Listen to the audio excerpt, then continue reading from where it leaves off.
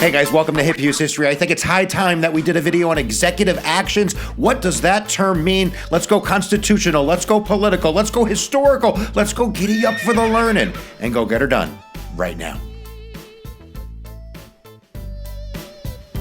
So like all good videos about politics, you start with the Constitution because that's where all power comes from. And executive power is located in Article 2 of the U.S. Constitution. You can go watch a video right there if you want to learn more about it, but it's pretty short and sweet. It's not like Article 1, which is a laundry list of things that Congress can do.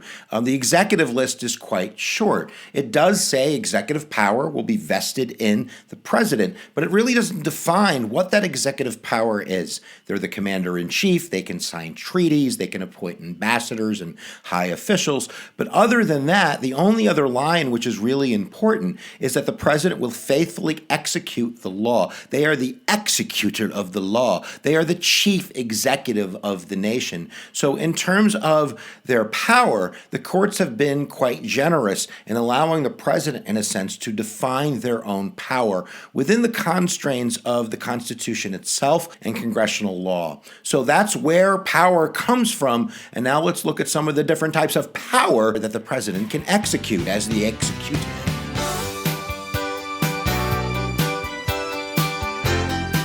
So let's start with the premise that all executive orders are executive actions, but not all executive actions are executive orders. Executive actions is a very broad term. You can make the argument that when Donald Trump tweets, that's an executive action. He's doing something, he's the executive, it's an executive action. There's actually over 30 classifications of executive actions. Maybe tweeting is number 31. But some of the other ones that are a little bit more popular are memorandums, directives. We have proclamations where they name holidays or lower the flag. But for the most part, the big daddy of them all is the executive order. And the difference is executive orders get written in the Federal Registry. Some memorandums do too, but we're not going to talk about in this video right now. And that means they carry the force of law. So you're saying, what are you talking about, Mr. Hughes? The president doesn't make laws.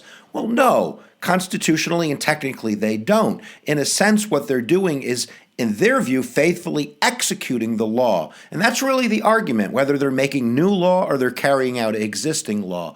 But there have been over 13,000 executive orders. I don't know why I'm bouncing. George Washington issued 8 executive orders. President Obama issued 277 executive orders. And if you want a drum roll, the winner is FDR with 3,721 executive orders. But we got to give the guy a break. He wasn't there for like 12 years or something. But they were actually numbered from 1862 onward. Not starting in 1862. But the first executive order, number 1, how about this for a Jeopardy question, is Abraham Lincoln's issue of an executive order to suspend habeas corpus in order to win the Civil War to save the Union. And some of the bigger ones in American history, FDR suspended habeas corpus for Japanese Americans. He locked them up. We have Eisenhower sending troops in '56 to integrate Little Rock. That was an executive order. Harry Truman desegregated the Army in 1948 using an executive order. So we have seen some mighty big executive orders. But just because you sign an executive order doesn't mean it's going to happen. There's a number of reasons why it might not happen. Number 1, the courts might find it to be unconstitutional. We're kind of going through that struggle right now. We've had the travel ban from 7 countries that Donald Trump signed an executive order for. Some people call it a Muslim ban. Some people believe it is within his constitutional rights. Others do not. And that is kind of going through that process. That's a major check and balance. And of course, President Trump has other controversial executive orders on the table right now, including the building of a wall between Mexico and the United States, cutting off funding for sanctuary cities, and building the Keystone Pipeline. President Obama issued an executive order where he directed immigration to not send back people that were what were called dreamers, kids that came here very young as illegal immigrants. He didn't believe that we should be using our resources to send those kids and their parents home. Other people said, that's not right. You are making up new law. Congress should make that law. And the federal courts agreed. The Supreme Court deadlocked, but that means it goes back to the lower court decision, so that was put on hold. He couldn't do that. And there's other reasons. Just because you sign something, don't make it happen. So when President Obama signs his first executive order closing Guantanamo Bay, how'd that work out for you? It didn't work out. We still have Guantanamo Bay. So when President Trump signs an executive order saying we're going to get rid of Obamacare, it still has to go through the mechanisms of change that are going to exist in Congress.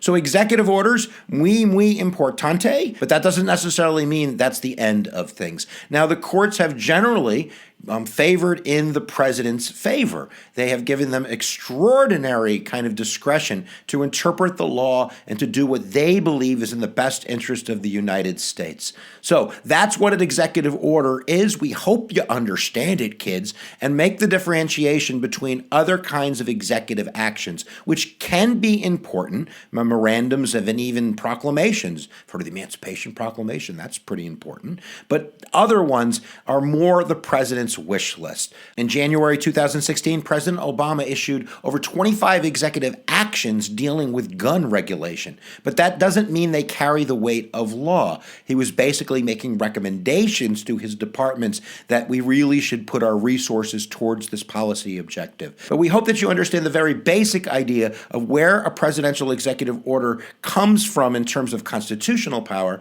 and that it's not necessarily the end of the road.